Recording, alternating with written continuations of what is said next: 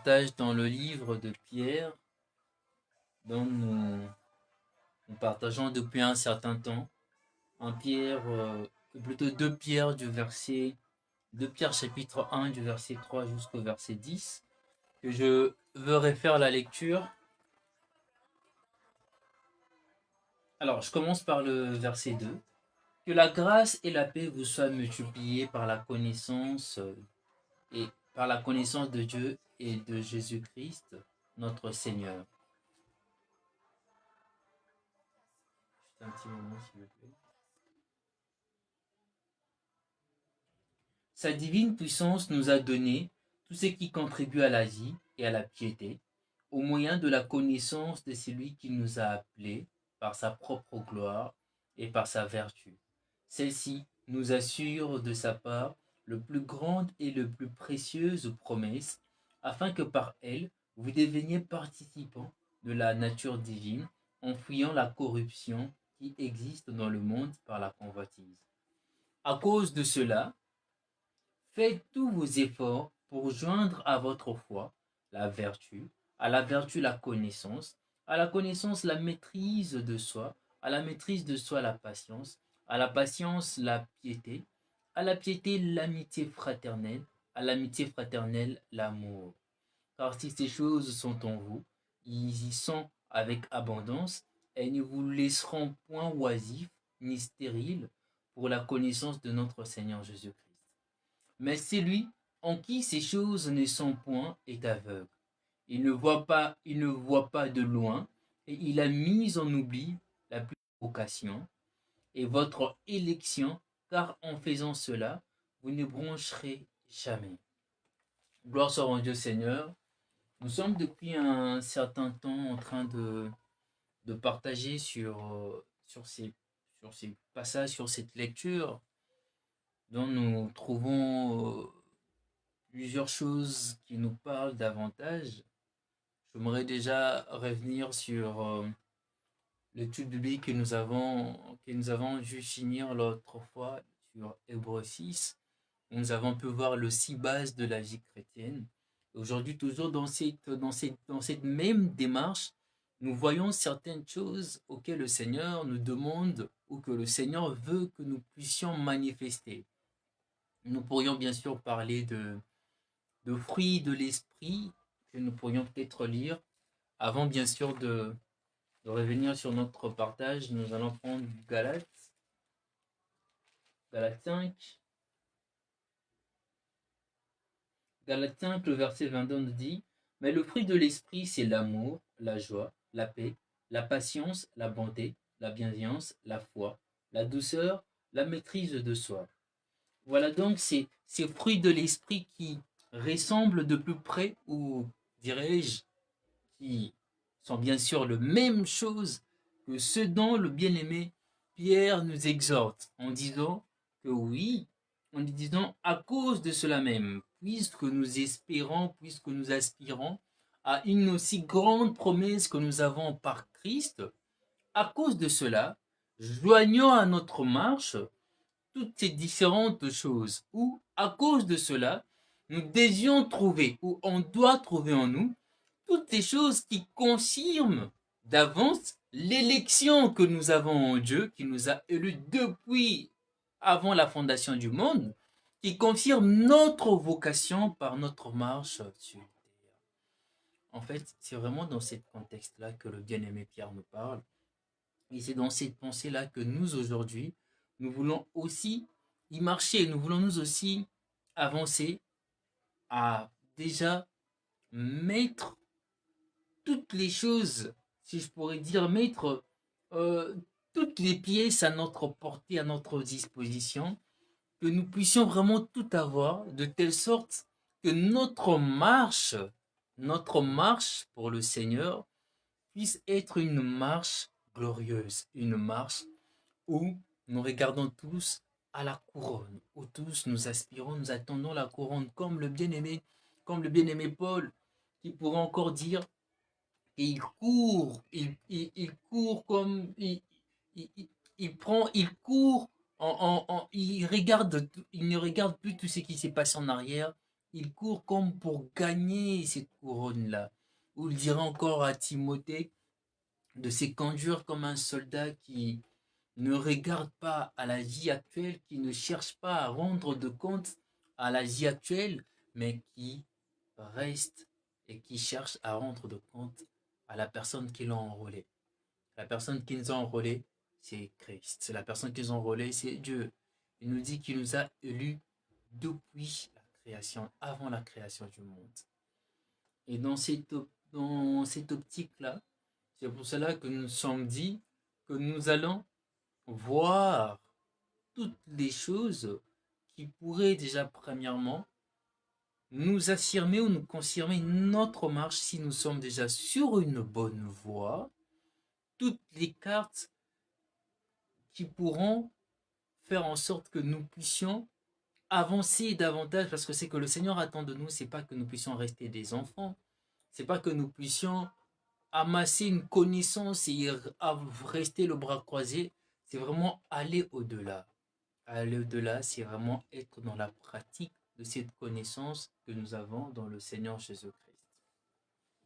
Et compte tenu de cela, nous avons vu certains points, à savoir la vertu, à savoir la connaissance, à savoir la maîtrise de soi qui est vraiment très important dans la vie d'un chrétien.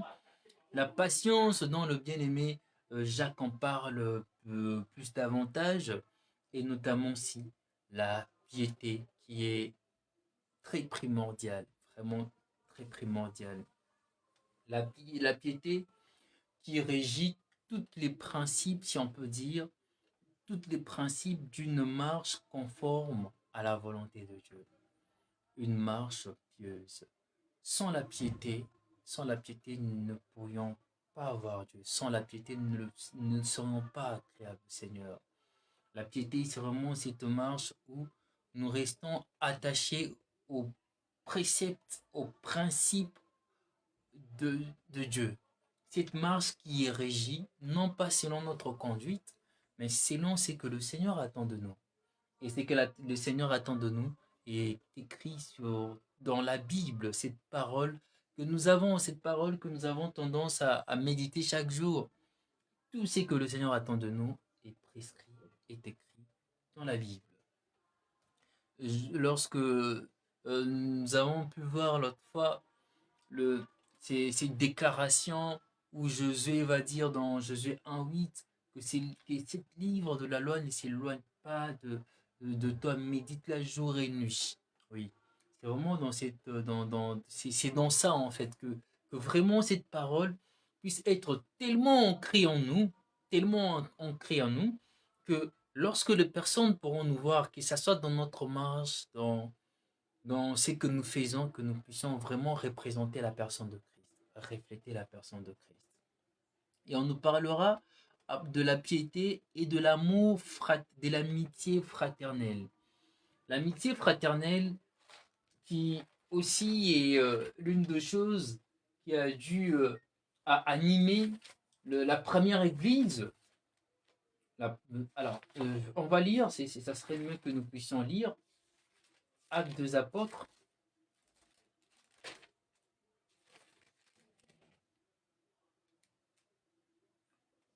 Voilà, Actes des Apôtres, Actes des Apôtres plutôt 2, du verset 41 jusqu'au verset 47. Je vais faire la lecture. Ceux qui acceptèrent sa parole furent baptisés, et en ces jours-là, le nombre de disciples augmenta d'environ 3000 âmes. Ils persévéraient dans l'enseignement des apôtres, dans la communion fraternelle, dans la fraction du pain et dans le prière. La crainte s'emparait de chacun et il se faisait beaucoup de prodiges et de miracles par les apôtres. Tous ceux qui croyaient étaient dans le même lieu et ils avaient tout en commun. Retenons cela. Tous ceux qui croyaient étaient dans le même lieu et ils avaient et mettaient tout en commun. Ils vendaient leurs propriétés et leurs biens et ils ont partagé le produit entre tous, selon le besoin de chacun. Ils étaient chaque jour tous ensemble assidus au temple Ils rompaient le pain dans le maison et prenaient leur nourriture avec joie et simplicité de cœur, louant Dieu et trouvant grâce auprès de tout le peuple. Et le Seigneur ajoutait chaque jour à l'Église ceux qui étaient sauvés. Voilà donc un récit qui nous montre aussi cette part de l'amitié fraternelle dans l'Église, dans la première Église. On nous dit qu'ils mettaient tout en commun, ils se partageaient de tout en fait. Ils étaient prêts à donner de leur vie pour les autres. Ils étaient assidus au temple.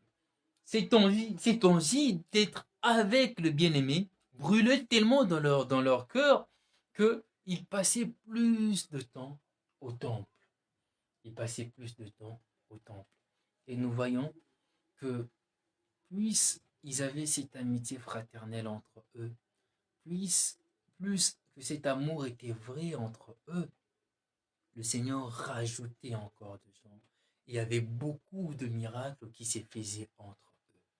Oui, bien-aimés, aujourd'hui, l'une des choses auxquelles nous voyons dans les assemblées, et c'est aussi l'une des choses qui nous fait comprendre le pourquoi il y a pas aussi, il y a pas en fait, comment je peux dire, le pourquoi il n'y a pas de même chose que nous voyons dans la première église, c'est le refroidissement de l'amour et de cette amitié fraternelle envers les bien-aimés. Ces refroidissements-là a entraîné la jalousie, a entraîné de querelles, a entraîné de partis pris. Nous sommes dans des assemblées où il y a des gens qui ont leur parti, où il y a des groupes, où tel est de tel groupe, l'autre est de tel groupe, et ils ne s'entendent pas entre eux. C'est vraiment triste d'être ramené à ces points-là. Être ramené à ces points-là, c'est négliger en fait même le don gratuit que nous avons par Christ, le don de la grâce. C'est négliger même ces dons gratuits-là. Bien-aimés, si l'amitié fraternelle, si l'amour est vrai, vraiment vrai dans les assemblées, nous allons voir des miracles, nous allons voir toutes les promesses que le Seigneur le Seigneur a fait dans les assemblées s'accomplir. Si cet amour est vrai dans les assemblées. Mais triste sort, aujourd'hui nous voyons, même dans des églises, les gens poussés par la jalousie cherchaient même à s'empoisonner entre eux. Même à s'empoisonner entre eux. Mais c'est dont le Seigneur attend de nous. La véritable Église, l'Église spirituelle, en prenant l'exemple de David et Jonathan, nous nous rappelons que nous avons dû voir l'amour que Jonathan avait pour David. Un amour tellement vrai, l'amour que Jonathan avait pour David, et aussi l'amour que David aussi avait pour Jonathan. Oui, cette amitié fraternelle doit être fondée sur la véritable parole. Cette amitié fraternelle doit être quelque chose de palpable, pas quelque chose que nous sortons juste de nos bouches, non. Mais nous voulons nous aussi arriver arriver au point de la première église, où le souci, les autres, où les gens partageaient clairement leurs soucis, où chacun portait le fardeau des autres à cœur, où, bien sûr, on met toutes les personnes, met tout en commun, que ce soit, que ça soit leur bonheur, que ce soit des moments tristes, qu'il y ait vraiment cet amour où l'ami ne cache rien à l'autre. Nous voulons nous aussi arriver à ces points-là. De l'amitié fraternelle, on nous parlera aussi de l'amour.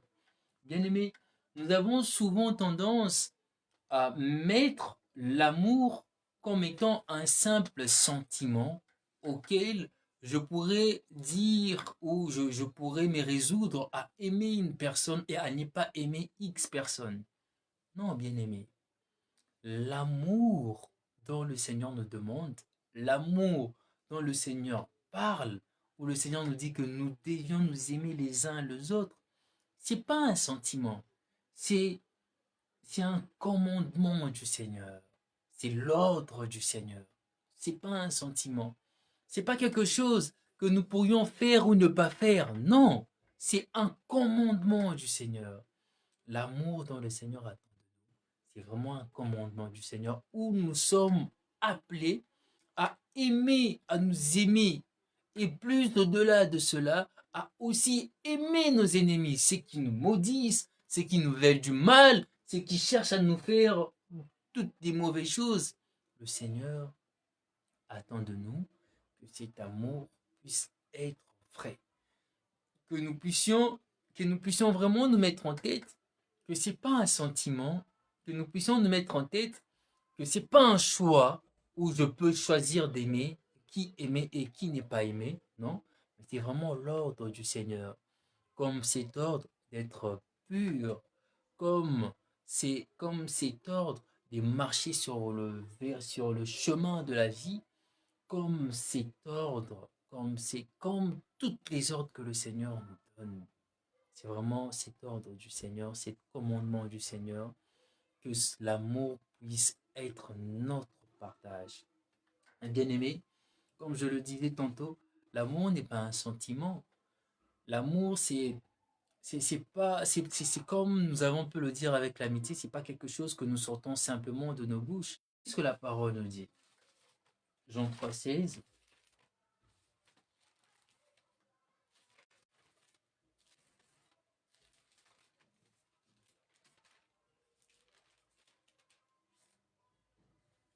Car Dieu a tant aimé le monde qu'il a donné son Fils unique, afin que quiconque croit en lui ne périsse point, mais qu'il ait la vie éternelle.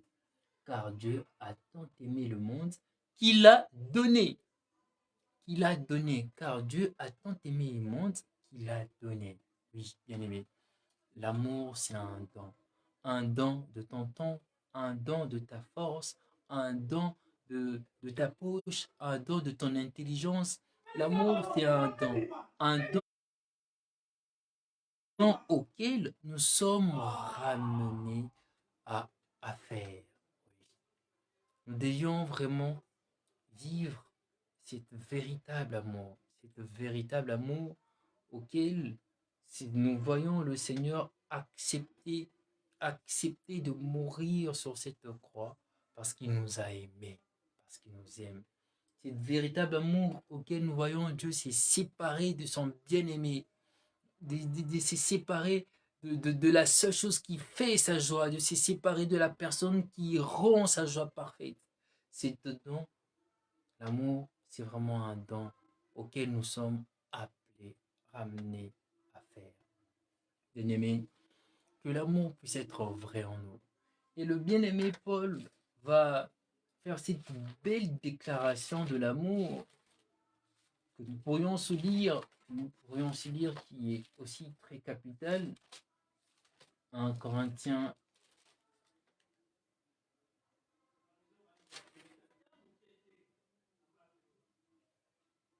1 Corinthiens 13 du verset 4 jusqu'au verset 13 que je vais lire. Alors, je commence plutôt par le verset 2. Et quand j'aurai le don de prophétie, la science de tout le mystère et toute la connaissance, quand j'aurai même toute la foi jusqu'à transporter de montagnes, si je n'ai pas l'amour, je ne suis rien. Si je n'ai pas l'amour, je ne suis rien. Il continue, et quand je distribuerai tous mes biens pour pour la nourriture de pauvres, quand je livrerai même mon corps pour être brûlé, et si je n'ai pas l'amour, cela ne me sert à rien. Nous voyons déjà dans cet exemple dit, même quand je donnerai de la nourriture, quand même je serai prêt. à donner même mon corps pour être brûlé, si je ne fais pas cela avec amour, cela ne sert à rien. Et continue dit, l'amour est patient, il est plein de bonté, l'amour ne point envieux, l'amour ne s'évante point, il ne s'enfle point d'orgueil, il ne fait rien de malhonnête, il ne cherche point son intérêt, il ne s'irrite point, il ne soupçonne point le mal. Il ne se réjouit point de l'injustice, mais il se réjouit de la vérité.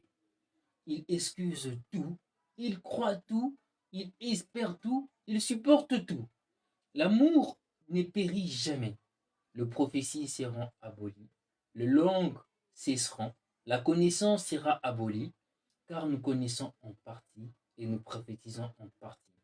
Mais quand ce qui est parfait sera venu, ce qui est partiel sera aboli. Lorsque j'étais enfant, je parlais comme un enfant, je pensais comme un enfant, je raisonnais comme un enfant. Lorsque je suis devenu homme, j'ai fait disparaître ce qui était de l'enfant. Aujourd'hui, nous voyons au moyen d'un miroir d'une manière obscure, mais alors nous verrons face à face. Aujourd'hui, je connais en partie, mais alors je connaîtrai comme j'ai été connu. Maintenant, retenons cela. Maintenant donc, ces trois choses demeurent. La foi, l'espérance, l'amour. Mais la plus grande de ces choses, c'est l'amour. Oui, bien-aimé, l'amour régit tout. L'amour est vraiment à l'origine de toutes choses. Doit être le moteur, le pourquoi nous aimons notre Seigneur. Lorsque notre amour pour Dieu est vrai, cette flamme d'amour ne peut que nous conduire à, à le servir en toutes choses, à être prêt pour le Seigneur, à être prêt pour le Seigneur. L'amour du Seigneur, cet amour doit être vrai. Cet amour doit être au centre de toute chose. Le bien-aimé, en parlant de l'amour, en nous expliquant, en faisant cette belle déclaration de l'amour, il dira par exemple, l'amour ne périt jamais, le prophétie seront abolies. Mais combien aujourd'hui courent après le don de prophétie tout en ayant un cœur aigri, un cœur rempli de rancœur. Un cœur rempli de rancœur. Oui, bien-aimés, je nous exhorte à tous d'avoir le véritable amour. Cet amour qui nous poussera à avoir vraiment le souci des autres. En voyant les gens dans le monde, en voyant les gens être perdus dans le monde, l'amour du Seigneur, cet amour pour les âmes nous conduira à dire la vérité, à montrer le véritable chemin à toutes ces personnes. Mais si cet amour n'est pas en nous, et si nous n'avons pas l'amour en nous, comment allons-nous faire? Comment allons-nous faire? C'est cet amour qui manque tellement à la majorité des églises où nous allons voir le pasteur prendre le femme du diacre ou un diacre prendre la femme du pasteur. Le pasteur prendre la femme. C'est manque d'amour. Oui, bien aimé, tout est vraiment à l'origine de l'amour. Parce que je ne vois pas, moi qui aime mon prochain, chercher à le faire du mal. Car l'amour ne médite pas le mal. L'amour est vrai. L'amour est pur. L'amour doit être pur. L'amour doit être quelque chose de vrai en nous. Mais bien aimé, il faudrait aussi dire, devons être d'accord sur le fait que comme il y a le véritable évangile, il y a aussi ceux qui ont falsifié de la même façon qu'il y a le véritable dollar. Il y a aussi ceux qui ont falsifié aussi dollar ou euro ou bien d'autres sortes de monnaies. Et aussi de la même façon qu'il y a le véritable amour, il y a aussi ceux qui ont falsifié l'amour. Aujourd'hui, ce qui se passe, c'est que le diable te dira, prends telle chose. Tu es jeune, prends cette femme, prends cette voiture, prends ça.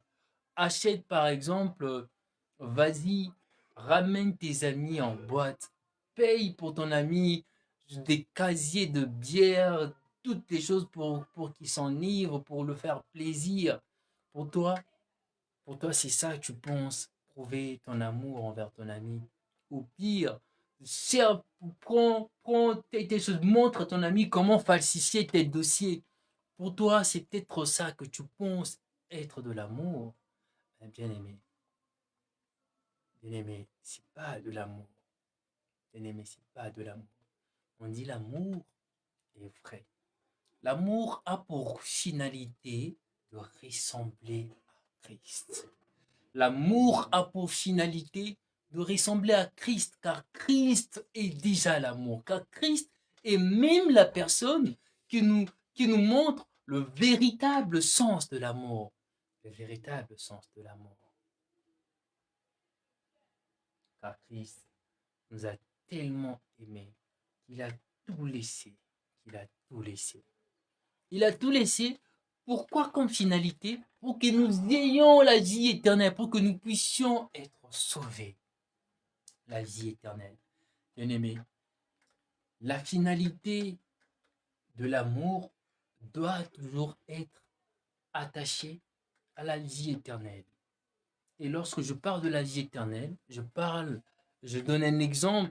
Par exemple, dans mon travail, j'aime mon travail, j'aime les gens avec qui je travaille. Cet amour que j'ai pour eux doit aussi m'animer moi à parler de Christ, à leur dire que oui, vous avez aussi la possibilité d'être sauvés, car au final, il est vrai que nous travaillons ici sur terre, il est vrai que nous cherchons ici sur terre, mais au final, c'est la vie éternelle qui compte, parce que ça ne nous servirait à rien d'amasser autant de richesses sur terre et de rater la vie éternelle. L'amour vrai. L'amour doit être vrai. L'amour doit être notre moteur, doit être la chose qui nous motive davantage. L'amour doit être notre moteur, notre tremplin. Plus, après cela, le bien-aimé Pierre va aussi nous parler dans le même sens. Après l'amour, il dira, car si ces choses sont en vous, et ils sont avec abondance, elles ne vous laisseront point oisifs, ni stériles pour la connaissance de notre Seigneur Jésus-Christ. Car si ces choses sont en vous, et si ces choses sont avec abondance, elles ne vous laisseront pas oisifs. Vous ne serez pas là à manquer quoi faire, à sentir comme si vous perdez le temps. Vous ne serez pas là à, à rester à l'état X, à l'état des enfants. Et c'est même la chose que le bien-aimé Paul va parler aux Galates plusieurs fois, alors disant, vous êtes censé être mûrs, vous êtes censé quitter cette étape du lait maternel, arriver à notre étape. Il faut que ces choses, lorsque dit ces choses, nous voyons la vertu, nous voyons la connaissance, nous voyons la maîtrise de soi, nous voyons la piété, nous voyons la patience, l'amitié fraternelle, l'amour. Il faut que ces choses puissent être en abondance en nous. Puisque ces choses sont en abondance en nous, cela nous poussera tout simplement à servir le Seigneur. Nous ne serons pas oisifs, nous ne serons pas là à l'église et à ne rien faire en fait. Juste partir le dimanche et rentrer, continuer ma semaine. Non, nous chercherons toujours quelque chose à faire parce qu'au final, nous cherchons l'intérêt de Dieu. Ah, au final, nous cherchons l'intérêt de Dieu. Bien aimé, il y a tellement de choses à faire dans notre communauté, tellement de choses à faire dans l'assemblée, tellement de choses à faire dans l'assemblée qu'il ne manquera rien, qu'il ne manquera, on ne peut pas rester le bras croisé. Que ça soit de l'évangélisation. Aujourd'hui, le Seigneur nous dit d'aller de toutes les nations, de prêcher sa parole. Que ça soit dans, dans le diaconat, que ce soit dans l'accueil, il y a tellement de choses à faire que si réellement nous sommes ancrés dans le Seigneur trouvera toujours une place pour nous. Il y aura toujours une place pour nous. Il y aura toujours une place pour nous.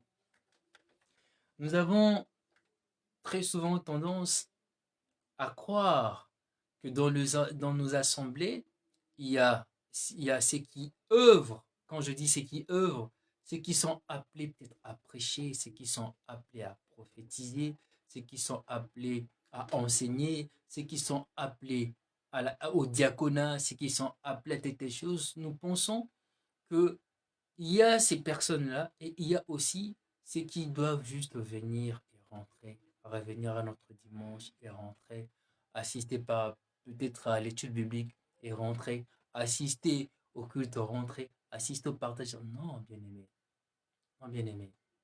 Tout le monde, l'église, c'est tellement un corps. L'église, c'est tellement un corps que le doigt, mais même ces simples doigts, est très important. Tellement important.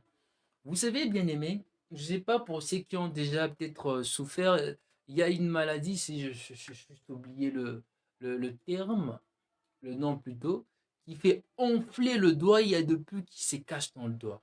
Il suffit juste d'avoir cette maladie-là, ou d'avoir cette, mettons cela dans le cas de maladie. Il suffit juste d'avoir cela, ou bien d'avoir juste mal au doigt, de ne de sentir cette douleur au doigt, combien le cœur même souffre. Combien le cœur même souffre. La pensée n'est pas, notre pensée n'est pas tranquille, notre tête n'est pas tranquille, nous souffrons. Il suffit juste d'avoir mal au pied. Combien tout le corps en souffre. Oui, bien aimé, c'est tout un corps. Et chaque partie du corps a, a un service à rendre. Chaque partie du corps. Chaque partie du corps est appelée à un service. Lorsque le Seigneur dit de nous que nous sommes des disciples, c'est vraiment de le suivre dans ce qu'il a accompli, c'est œuvrer en le suivant. La vie chrétienne, c'est pas une vie de oisivité. La vie chrétienne, c'est pas une vie où on reste juste. Non, bien aimé. Nous devions être motivés à servir. Nous devions être motivés à servir, car au final, nous sommes appelés à servir. Nous sommes des serviteurs. Nous sommes appelés à servir. Et le bien-aimé nous parlera encore, il dira passif et nous ne serons pas stériles. Lorsqu'il parle de stérile, il nous fait comprendre que si toute cette connaissance, si toutes ces choses sont en abondance dans notre vie, nous ne serons pas limités, arrêtés à un point. Nous ne serons pas à l'état d'enfant. Nous ne serons pas les chrétiens de dimanche.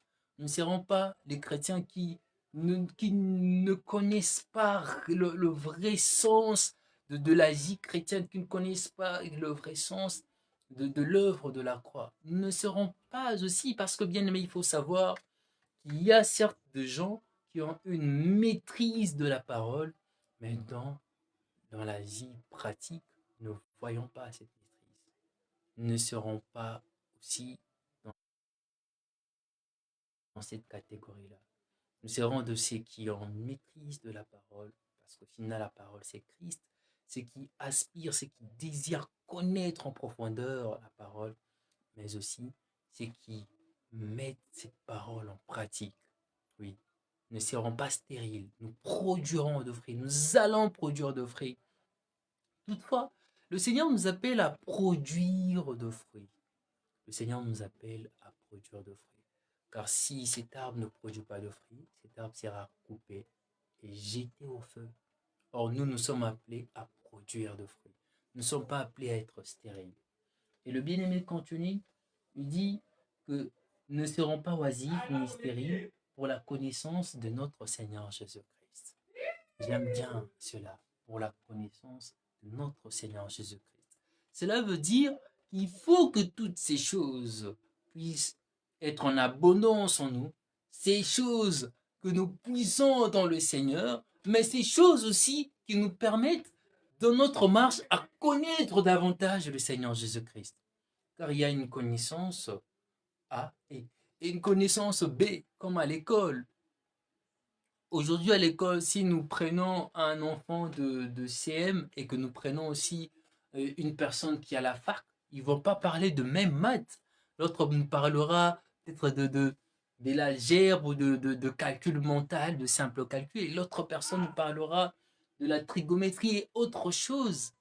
Oui, il faut qu'il y ait toutes ces choses pour que nous ayons une connaissance avancée dans le Seigneur Jésus-Christ. J'aimerais parler du verset 9 où on dit: Mais celui en qui ces choses ne sont point est aveugle, il ne voit pas de loin, il a mis en oubli la purification de ses anciens péchés. Mais nous allons garder ces versets qui parlent dont il y a dont il y a vraiment un thème très important à aborder, l'aveuglement, mais aussi la purification. Il y a tellement un terme important à aborder que 10 minutes restantes ne nous suffiraient pas. Donc nous allons garder ces versets pour que nous puissions davantage en parler après. Mais bien aimé, pour retourner sur ce que nous venons de dire, bien aimé, il faut vraiment que nous ayons soif du Seigneur. Il faut vraiment que nous puissions avoir soif de la vérité. Il faut vraiment que nous puissions rechercher cet véritable amour. Recherchons vraiment cet véritable amour. Et je nous souhaite vraiment à tous que nous puissions être plongés dans cette recherche. Ça doit être une recherche continue de chaque jour. Une recherche de chaque jour. Donc aujourd'hui, nous allons nous arrêter là.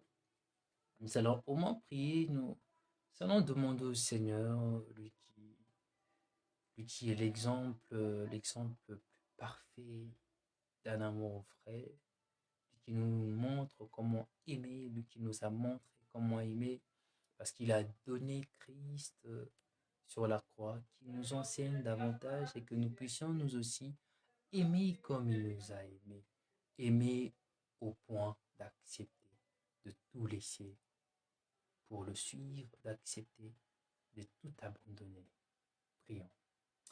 Éternel, tendre Père, nous sommes à tes pieds, Seigneur, nous sommes à tes pieds, tendre Père, toi qui nous montres encore le véritable sens de l'amour, Seigneur. Tu dis, Seigneur, Papa, que toutes les choses, Seigneur, finiront par passer, mais l'amour, Seigneur, l'amour demeure, Seigneur. Et nous voulons que cet amour puisse, Seigneur, animer, Seigneur, Papa, oui, notre conduite.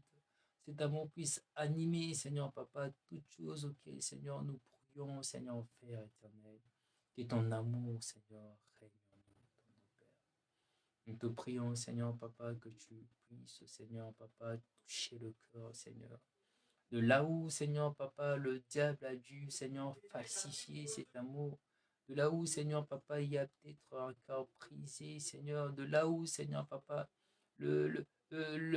l'entourage, Seigneur, Papa, a dû, Seigneur, altérer cet amour, tendre Père, nous te prions, Seigneur. Et Seigneur, dans ta miséricorde, tendre Père, oui, Seigneur, que tu restaures, que tu mettes le véritable amour en nous, Seigneur.